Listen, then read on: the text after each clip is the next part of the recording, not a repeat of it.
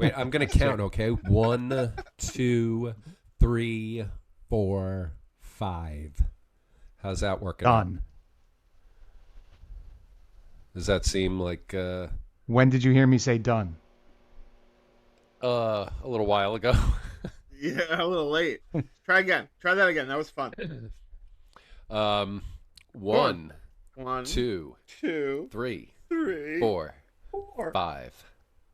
And now you are done. Okay, so that's about a There's second. a delay. It's Yeah. about a second. What happens when three high school friends reunite during a Trump apocalypse? I'll tell you what happens. They do a podcast, little buddy. It's Putin on the Ritz. You are watching Generation Exile.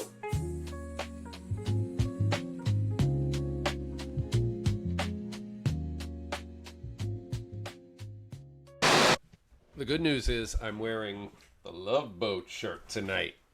Nice. So you know what that means. The I prefer- love boat. I prefer to believe that was specifically for the episode with Michael Winslow. It's a little right. late, but better late than never. This is a delay. This is several weeks. I made that joke in June. A lot of crazy stuff going on this week, gentlemen. A lot of crazy stuff. Just last week, we were talking about Alaska and the summit to deliberate the fate of Ukraine as decided by Trump and Putin. So we're watching that continue to play out and takeaways from that grand event. What did you guys hear in the news about this? I'm going to be honest. I've not kept up with the news this week. As you know, last week was a little bit of a wash for me in a lot of areas.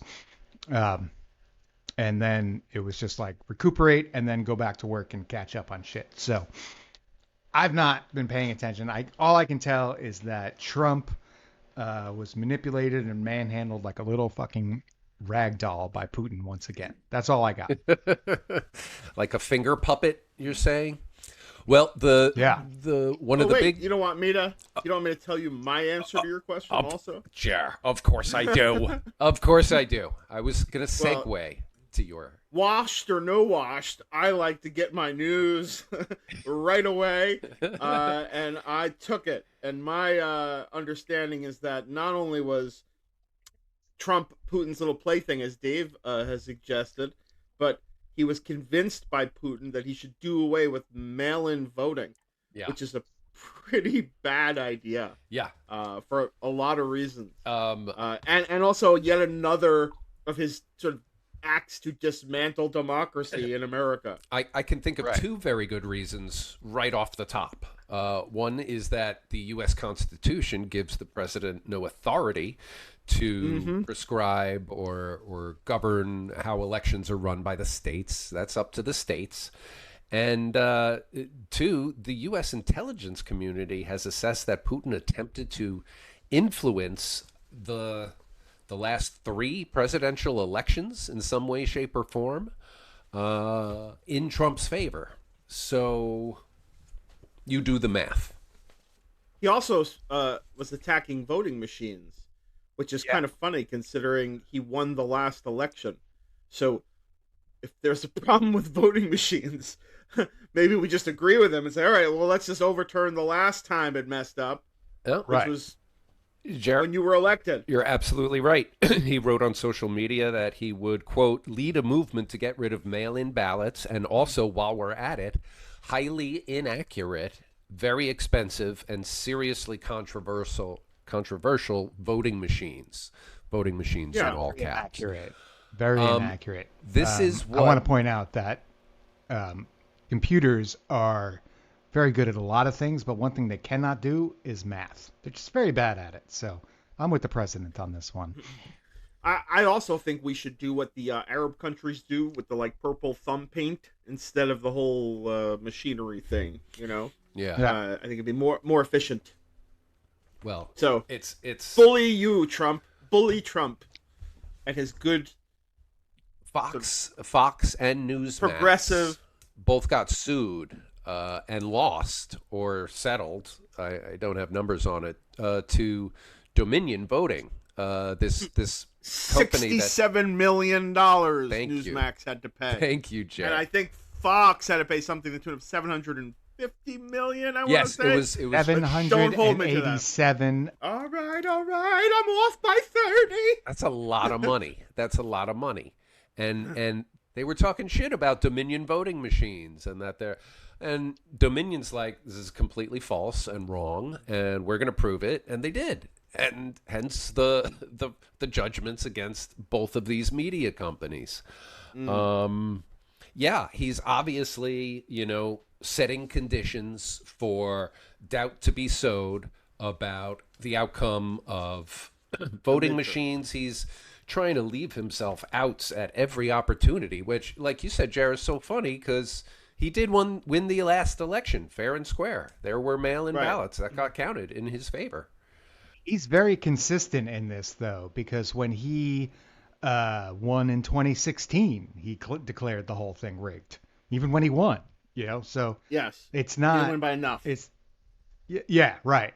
So I mean, he's never gonna not say it's rigged. Yeah, I think he's trying to stomp on the midterms. This is what this latest effort absolutely. Is. Because if the midterms turn to a Democratic-led Congress, he loses the ability to do all the fun things he's doing. Exactly. And runs the risk of another impeachment, a third impeachment. Right. Which, if you get a majority of Democrats in the House or the Senate, that's certainly setting the stage.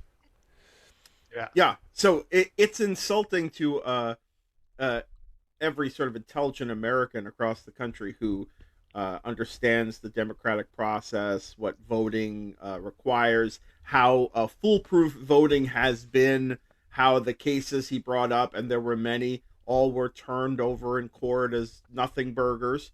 And a large segment of our population does vote by mail, including veterans. Including Donald Trump. He votes by mail, too. Oh, votes by mail. Yes. Yeah, when it suits him, yes.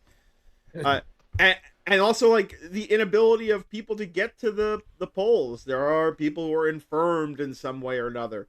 But the sort of progress of voting in our country, including new technologies and ways of voting, like drop boxes, has only been positive in speeding up the processes and results of elections and getting people's voices heard and getting people's voices heard. And it's only been in the era of Donald Trump where there's been doubt thrown at the results of elections, and none of it has been proven in any court successfully. So it's just a bunch of hogwash, I believe is the word that best fits. Also poppycock. We would have accepted poppycock. On the heels of meeting Putin in Anchorage, Putin tells him mail-in ballots led to your electoral defeat in 2020, Donald. And and once I know again, this because I exactly. And once again, Trump trusts and believes Putin over the U.S. intelligence agencies. Putin could have told him hand jobs were bad for your health, and he would have been like, "Oh, you should stop those immediately." I'm sorry. So, you didn't like that one, Mike? Yeah, the hand job jokes. I just they rub me the wrong way, I guess. You're being a little hard on me. Get a grip. Exactly. Oh Now, if this guy really and truly wants to get into heaven, he should probably start taking advice from people other than Putin. Because turns out, Trump does want to get into heaven. We just heard about it today. Say that? Yes. I didn't hear about this. Tell me. It's why he wants to make peace between Ukraine and Russia, is because he wants to go to heaven. But I've got news for you, Donald Trump. If you arrive at whatever, post-life destination and you see Jeffrey Epstein is welcoming you, you ain't in heaven, brother. quote. Donald would beg to differ. Right. So the New York Times quotes him, I want to try and get to heaven, if possible, he explained. I'm hearing I'm not doing well. I'm really at the bottom of the totem pole. But if I can get to heaven, this will be one of the reasons. So this is like a Hail Mary redemption shot, literally a Hail Mary, for a guy who's lived a life of sin, but noteworthy. It's noteworthy to note that this is the first time I've ever heard this guy say anything humble or somewhat self-deprecating. So it struck me as very unusual for that reason. Maybe he was reading the 2 Corinthians. New speechwriter. I said maybe he's reading the 2 Corinthians. Whatever he's doing, the nobody's buying it. He's not going to heaven. I have bad breaking news for Donald Trump that he has done too much negativity, and even if there is no heaven, he's not going to heaven. I think he's not the guy who's going to be in the olam haba, as the Jews call it, the world to come. I think he ends his journey here and now, and the sooner the better. Natural causes. Yeah, how about right now? Because he's really figging up the country, and quite frankly, I don't know how much longer this sort of fickle system we have can sustain him, because I think there's too many columns of stability that are crumbling under the pressure of his changes. Yeah, wishing for someone's death is a pretty poor strategy, but yeah, the only one we have.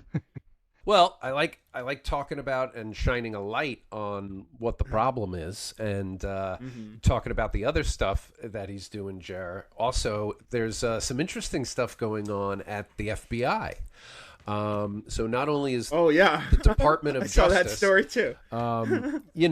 There's been a purge going on. A lot of longtime senior officials who really know the institution and have the institutional knowledge are being pushed out. And just recently, our potential savior, Mr. Bongino, whom Jeremy speculated, might have the cojones to speak truth and speak up, has a new buddy at work. You heard about this, Jer? This was the funniest story of the day. It's some people have bring your daughter to work day. This is bring a guy whose job title matches yours now to work day. Your co-deputy director. Your co-deputy director. So this was the funniest story I read yesterday. I love Dan Bongino stories. They almost are like a Twinkie in my, chasarai drawer, because it's always something funny.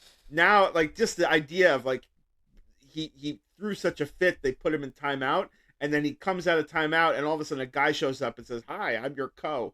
Yeah. It's just like they can't torture this son of a bitch more. And the new co is Missouri Attorney General Andrew Bailey, a pretty full-throated Trump supporter.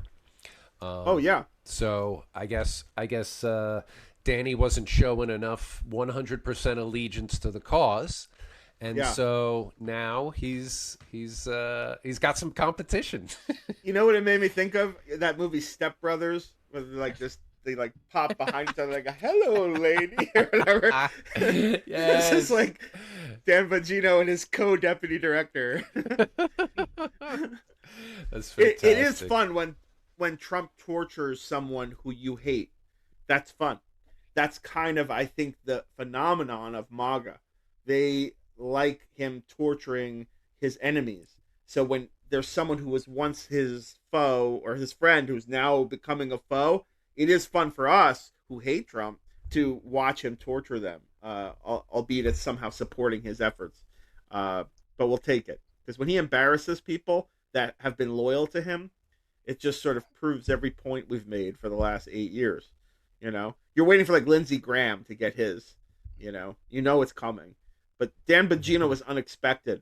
He was a loyal capo of Donald Trump. That's right. But no. he made a wrong decision, and now he's going to be embarrassed and maybe never recover from this. I don't know how that guy could recover from unless he does what I'm suggesting, which is presents evidence that, you know, switches him to the other side and becomes a hero. Yeah. Yeah. If you're well, watching that, Dan though. Bongino, he this is your only way out. come on, Dan. We're on the other side, but we're counting on you, man. Right. Help us out. Dan, Help a brother. Dan, That I guy don't could believe in you at become- all. That guy could become a total hero, right? Like, you would name your kids Dan Bongino if Yeah. you took Trump down with producing the episode. Well, you'd at least name I your think- dog Bongino. You know, do him that favor. I heard Dan Bongino had a response on X when he Oh, got yeah? this news about Oh, a yeah. new co-deputy director at the FBI, and his, I saw his that too. comment was, "Welcome."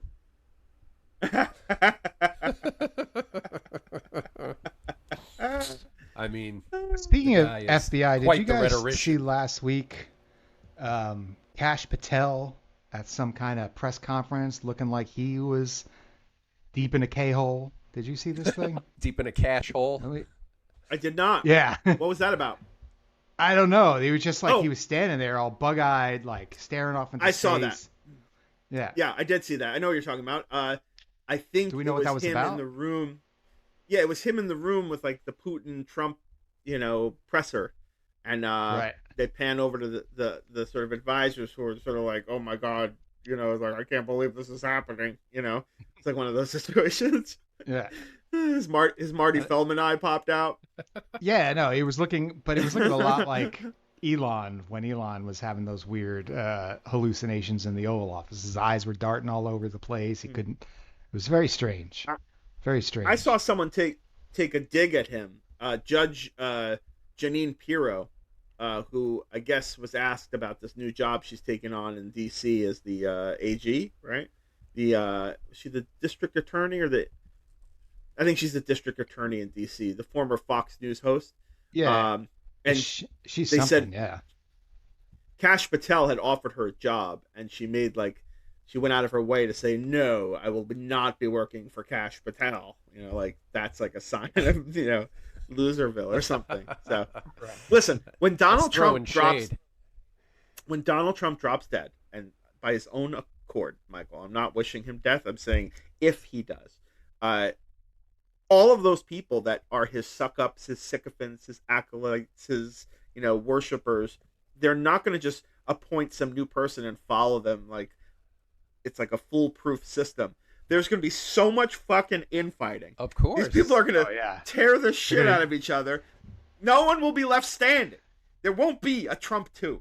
Trump will be dead, and everyone will be fighting to the point where we will just roll back in and reverse everything. That's the plan. Because they all hate each other, and they're all trying for the same real estate on Trump's ass. Yeah. To put their lips firmly against. And you can see even the like Laura Loomers are tearing apart the Marjorie Taylor Greens, and the Steve Bannons are tearing apart. You know, it's just on and on, these rifts. Yeah, it's like a Game of Thrones, and chaos is the ladder that they're trying to climb. Yeah, and Donald Trump, he like will use you for his, you know, betterment, and then toss you in the garbage when he's done with you. Some people are able to hang on longer than others, but he doesn't care about anyone really, not even his own family, just himself. So, you know, when he's done, he's not like preparing like a legacy. It's not like the Kim Jong family who seem to sort of pass the baton, you know, generation to generation. This thing dies with Donald Trump, I think. Yeah, I'm sure he's going to try to pass whatever he can to Did Don you see Jr. who was? And, Did you see who was actually throwing their hat in the ring to replace him? Who? Eric. Okay. See, I mean, exactly. The Fredo of the family, the dumbest Trump. They'll get a hearing. They'll all get their chance to speak and be heard, and you know, make an impression. That's the benefit of being the president's kid. Last summer, it seemed like they were grooming Barron to step up, but that kid's looks just like a Nazi sociopath. I don't know that he can win the hearts and minds. He looks like that Norwegian young royal Yes. dude who was Yeah, I who was think found guilty clearly of, guilty. of rape, who just looks like very rapey to me. Was he I don't found know. guilty, or Maybe. they just arrested him? I saw the headline for it, and then I looked at the picture. I was like, yeah, he's guilty. Like the picture they I don't know who you posted guys are talking about. was the picture they posted was him like eyeing his mom up and down. The Crown Prince of Norway's his wife's kid, so his stepson, was just arrested for raping a woman and domestic abuse. I guess maybe it was his wife or girlfriend, but and then the pictures of this kid, he looks like just something died inside his head and turned him into an evil whatever. So you're talking about Crown Prince Haakon and his stepson Marius Borg Høiby. Yes. Murder is pronounced. Right. Oh, he looks like what's the name of the actress who's on the Handmaid's Tale? He looks like a female version Elizabeth of her. Olsen or Elizabeth Moss? Elizabeth Moss. Yeah. I mean, He does look like Elizabeth Moss, though, right? A little bit, yeah. I don't mean to be She mean doesn't to her. she doesn't quite have that rapey vibe, though. Oh no, no, she's I mean, I guess she has the Scientology vibe, but she doesn't Right. have a rapey vibe. No. A lot of people get on her case about the Scientology thing, which is essentially another one of these like cults we're not supposed to talk about because too many Hollywood people are involved. But the truth is they're a pretty harmful cult, and she's all in on that. But she makes good TV shows, so she gets a pass. Yeah. as long as you do something useful for me.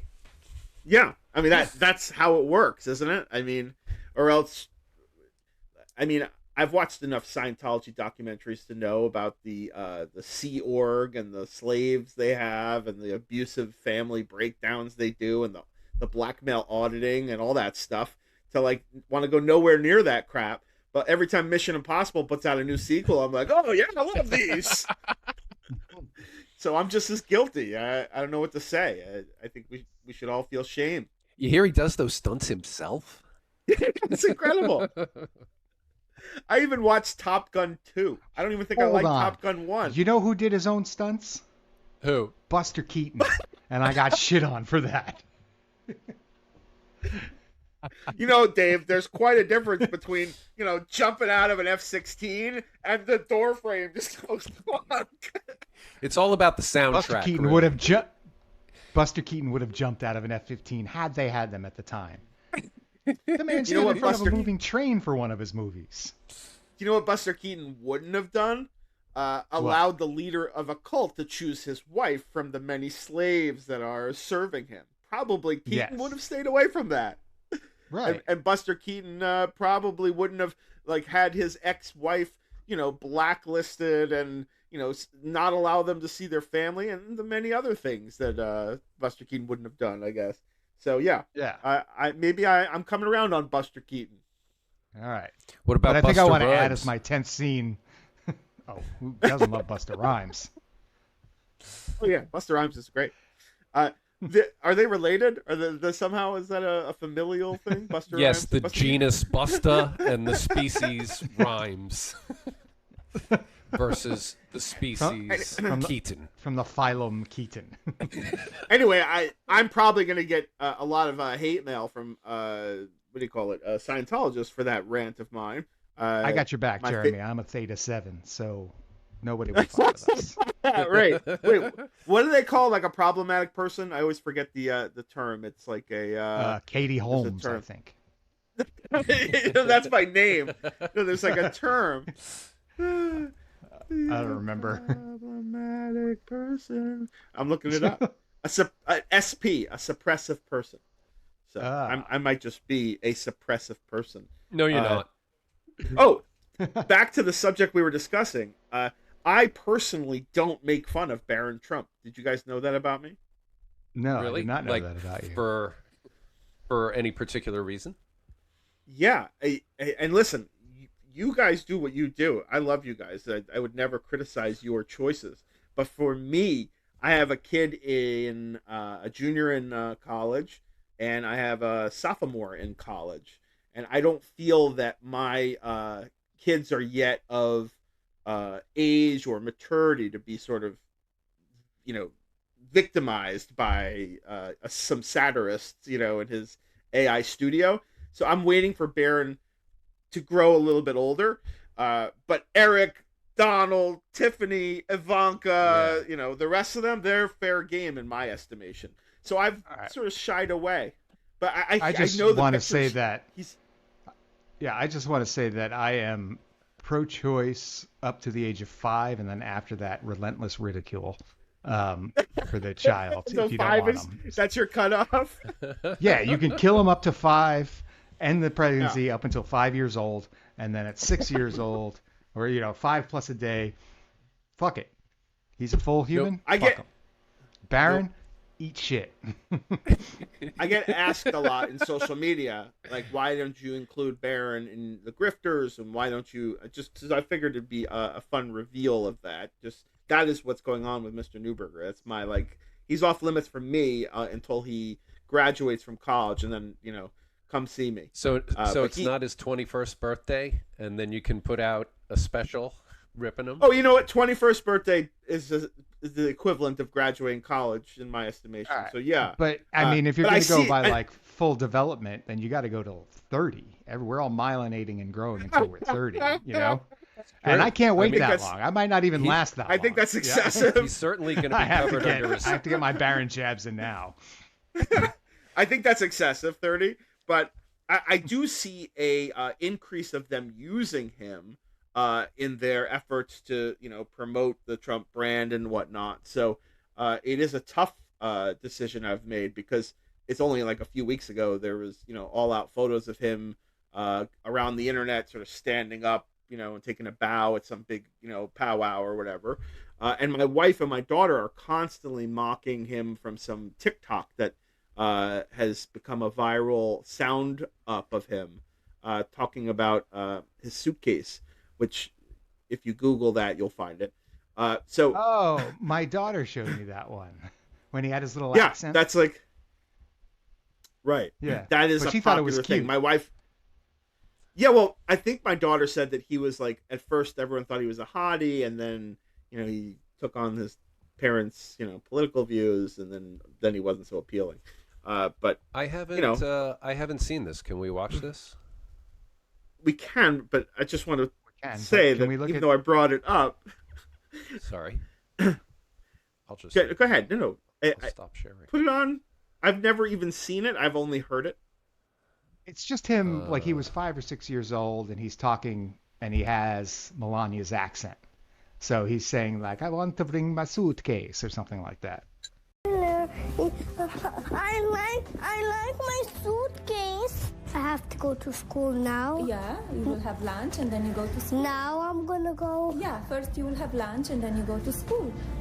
It's actually quite cute. He was a little joyful kid before he turned into this vision of Aryan evil that he is now. Yeah. There's something that Trump men decide to do at a certain age with their hair that makes them look like they should be chasing Sylvester Stallone in an 80s movie with Nazi villains. It's sort of slick back, It's like grease, you spend lard use. too much time in a wind tunnel. It's not a great look, but they seem to the Trump men seem to appreciate that look. So okay, they think they think it's gangsta. I think. Yeah, it's the Gordon Gordon Gekko Wall Street look. Yeah. Right. So yeah, he seems to be another maybe heir apparent to Trump. We'll see. We'll have to see who puts their hat in the ring to take over. But I back to my rant. I don't think anyone's gonna take this over. This is not going to be a smooth transition. No, I agree. I mean, Trump is cobbling together or coercing together a unique and kaleidoscopic menagerie of allies to serve his purposes. And that's great.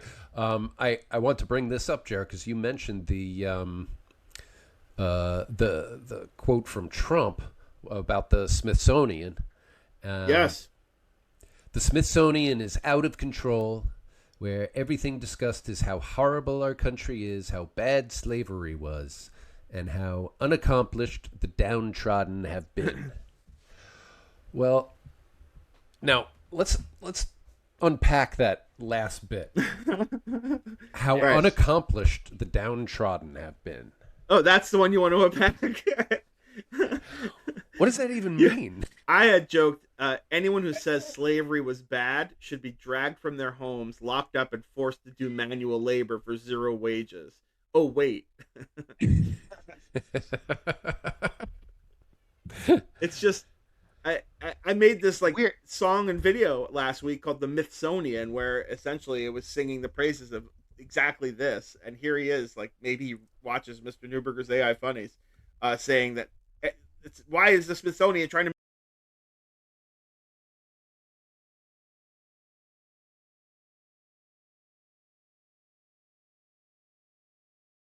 make slavery bad? But it's also like a fundamental misrepresentation of what the Smithsonian is, because they have like 100 different museums. You know, they don't talk about slavery at the Air and Space Museum. They don't talk about slavery at the museum of like where Archie Bunker's chair is and Prince's guitar. They're not talking about slavery there. They're not talking about how white people are bad there. I guess you haven't seen the Chuck Yeager exhibit at the Air and Space Museum, or not to mention the Tuskegee Airmen exhibit that I'm sure will soon be rapidly dismantled. Disappear. Right. But attacking the museums strikes me as very much the same line of attack that he launched against the colleges and the universities. Let me go after Harvard and Yale and Columbia, and he was, I would say, pretty remarkably successful so far. Yeah. He's still putting pressure on these institutions, and what was it? Columbia, I think, cut him a check. They settled with him for millions of dollars. And Did Yale? Not that I heard. Woo! Balloons. Unintended. Accidental Did Yale? balloons. Not And as you far said as I no. know. No. Yeah. And Cornell Yale has seems to be getting away unscathed from this whole anti-academia debacle. We shall see. I mean, they're all taking it on the chin with the attempt to restructure, the taxability of their investment income, which directly funds financial aid for lots and lots of students, and that's the first thing that disappears when you run out of money. I'd like to see universities respond to anti-Semitic and racist attacks on campus and respond, quickly. But I don't want to see the dismantling of every, I don't think the federal government should take over in terms of the curriculum and the teacher hires and the whatnot. It's a private university. They should be doing that. So I think we've lost the ability to have like a nuanced conversation about things. And the same probably is true with the museums. If there was an exhibit at the museum that was wrong or historically inaccurate, let's talk about that exhibit. Let's not all of a sudden say, well, no, we're taking out all the woke from the Smithsonian. And I don't even know that there is an exhibit that was wrong. I'm giving like a tiny benefit of the doubt to someone somewhere at some point. But to say that slavery was, they're too hard on slavery, that's like some other thing that we're dealing with. It is. That's like a bad understanding of history. Yeah, that's being an apologist. That's one of these people that utters words like, there was a beneficial relationship between the slave and the owner. Right. And no, the angle is that there was only 2% of, slavers in the United States. That's what I'm hearing these sort of conservative think tanks posture. It's a little tiny collection of slaves. The percent of people in this country who had slaves or traded slaves was a very low number, according to their men. Yes. But that doesn't take into account the existence of slavery in the country and how widespread and how backward ass it was, and for how long it lasted and how hard it was to stop. So the slavery thing, I think, is a pretty saying the quiet part out loud moment for Donald Trump. And like, there's a whole Smithsonian museum we've talked about before, dedicated to like African American history. Yes. With a fantastic exhibit on the slave ships and the country's darkest era. And it's worth a see before they pull a full-on white sheet over that entire building to block it off, and then poke 2 holes at the top just to rub it in. Under construction, harden our appearance. Right. Yeah. Because I mean, I don't know what he's getting at, but I reject the idea that we shouldn't teach children in America about slavery and the evils that we fought to be righteous people. Because without that, it's like a miracle of just righteous people landed on, Plymouth Rock and have been good ever since. And we learn nothing from history if you take out the parts that are, but it sort of fits with Trump's whole thing, where he's this perfect guy with a giant penis and, has had perfect marriages and he pays his taxes and he won all his elections by so many votes. It's just like bullshit mountain. Yeah. And he's going to get the Nobel Peace Prize. He probably is, just from PR moves. But, like, he shouldn't. Is it safe to say that? Yeah. Like, he hasn't made peace. And they keep rolling out this list of, like, Donald Trump has made peace for 7 countries already, or 7, rifts in the last, 3 months. And that list number keeps getting higher and higher without any crediting what he's talking about. It's just like, now it's 12. He's made 12 peace deals. Well, this one ain't happening, by the way. Ukraine and Russia, that one's not gonna hold up. yeah, I find that completely repugnant that U.S. soldiers literally on their hands and knees rolled out a red carpet for Vladimir Putin to walk on and be welcomed in our sovereign country. Trump wanted to give the Donbass region back to Putin. Sure, which it's no skin off his back. What is he? Where all their fuck? precious minerals are, like that we've been talking about Ukraine's minerals, largely in the Donbass region, and what is Ukraine getting in return? Putin's promise that he's going to stop invading them. What's that worth? Yeah. That's the one thing that I read was Trump talking about the deal he negotiated with Putin, which was basically like, listen, Ukraine, you just give Putin the area of Ukraine that he's been wanting for the last few years, and he'll stop bombing you. And it's like, well, is that a deal, or is that the end of the war as Putin desired it? And maybe minus the fact that he stops bombing, right? But that did not sound like any kind of compromise to me. The Fox News crowd has already jumped in as like, hey, we're all in on this peace plan. Let's make peace. And Trump's a peacetime president. I can tell you, the Russians are laughing their asses off at what's going on.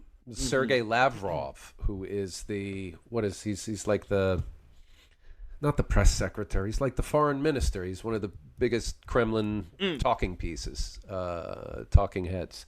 Wore a sweatshirt to Alaska that said CCCP, which are the Russian letters for Soyuz Sovietsky Socialistichesky Respubliki, also known as the USSR, evoking this era when Russia was great and they could do what they want.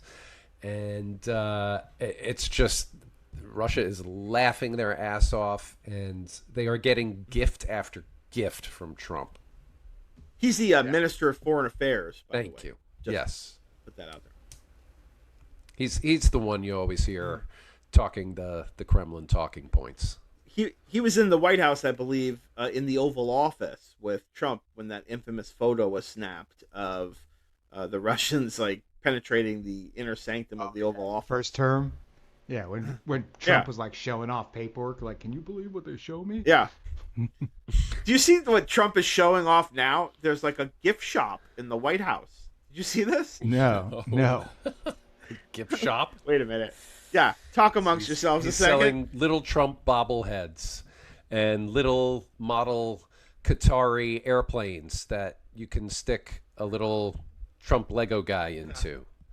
What else do they have at the gift shop, Dave? There's a taco kit, taco seasoning kit.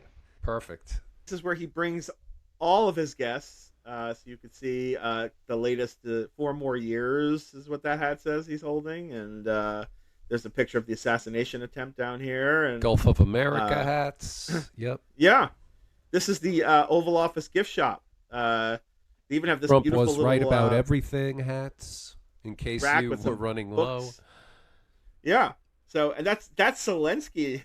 I think that's Zelensky. Yeah, that is him. That's him wondering how his future in safety is tied up in this clown show that he's staring at. And this is Macron, I think, the French Emmanuel Macron, I think. Wow. But yeah, that's some something else. statesmanship right there, Donald Trump.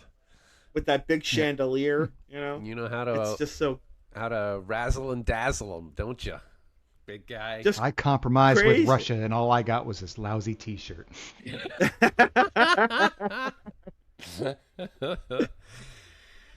Dave and his zingers, love it. So yeah, the Russia Ukraine peace deal that we're gonna hear in 2 weeks or however long it's gonna take is not going to be very kind to Ukraine.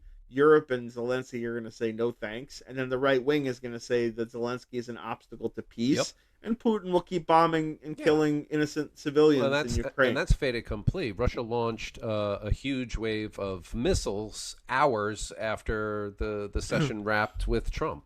So, and then Donald Trump will social media post that he thinks he still should get the peace prize for trying to make peace between those countries, and the right wing will say, he's right, and then he'll pressure them and he'll get it. I would like the Nobel Prize for Literature because I tried to write a book once. Yeah, the same thing, right? So start your lobbying efforts, Dave. We're in the silliest of times, that is for sure. That is some silly stuff. What else you got there, Michael? That was about it for now, boys. That's it. That's.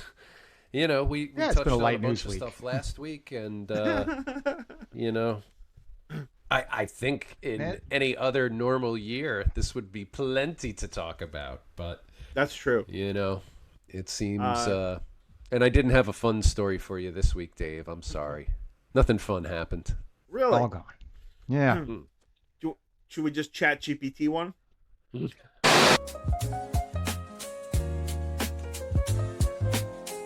You are watching Generation Exile. Really hate that sad loser, Mr. Newberger. Who, me?